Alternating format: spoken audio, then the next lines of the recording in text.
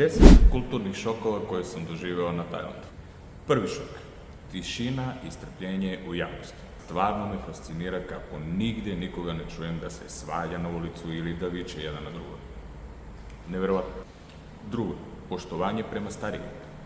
Ovdje je sasvim nekako drugačije to neko poštovanje koje imaju prema starijima, od načina ko gde sedi, kako se pozdravljaju, kako se ophode jedan prema drugom. Stvarno je sasvim drugačiji neki nivo nego što sam navikao ili što mi imamo. Treći šok. Koncept gubljenja lica. To je u stvari izbjegavanje bilo kakvog konflikta ili vikanja, urlanja na ulici po svaku cenu. Čak i situacijama kad bi kod nas to bilo sasvim normalno na Balkanu. Četvrti šok je religija i duhovnost. Kad šetaš ulicom možeš da vidiš čak i male hramove, velike hramove naravno, ali imaš i one male hramove koji se nalaze ispred prodavnica, tako reći na svakom ćošku. I ljudi odlaze tamo i mole se i šta već ne. Tako da duhovnost i religija je duboko utkana u njihov svakodnevni život. Peti šok. Tajlandsko vreme. Ovamo, kad se dogovoriš s nekima da se vidimo u 3 sata i onda dođu u pola 4, to je kod njih sasvim normalno. Kod nas bi vjerovatno bilo šok broj 6. Formalnost u obraćanju. Postoje jasno definisana pravila kako se ko kome obraća u odnosu na godine koliko ima i na status koji nosi. Uglavnom se ljudima obraćaš sa kun, što znači gospođo ili gospodin. Sedmi šok. Hrana. Hrana je bitna za socijalni život ovdje.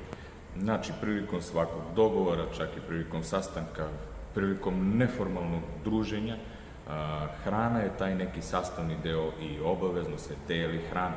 Ne naručuje svako jednu porciju za sebe, već se naručuje više porcije i deli se. Osmi šok. Odnos prema životinjama. Ovamo možeš da vidiš mačke i kučiće ne kao problem, već kao deo zajednice. Stvarno se lepo ophode prema njima. Vrlo često i 7-Eleven, kad odeš vidit ćeš da se kučići ili mačke nalaze na ulazu, jer je u 7-Eleven veoma hladno unutra, napolju je veoma toplo i onda kad se vrata otvaraju, zatvaraju, kao kad imaju neki ventilator ili neku klimu da ih hladi. Tako da veoma mnogo ovamo poštuju životinje. Šok broj 9. Koncept ličnog prostora. Ponekad je dalje nego kod nas, ponekad je veoma bliže nego kod nas, sve zavisnosti od situacije. Još uvijek malo predstavlja problem, ne znam kako sa kim ponekad da se uklopim u priču. I po meni najveći 10. je osmeh. Osmeh je ovamo univerzalni jezik koji se koristi ne samo za sreću, već za opis situacije u kojoj se nalazi. Meni mi je trebalo duže vremena da provalim koji je osmeh, šta znači. I to je to za ovaj video. Ovo su samo neki od šokova koje sam doživeo, ali sigurno će ih biti još puno kako vreme bude prolazilo. A vi mi napišite u komentaru koji je za vas bio najviše iznenađujući. I zapratite Piroćanca naravno. Vidimo se u sljedećem.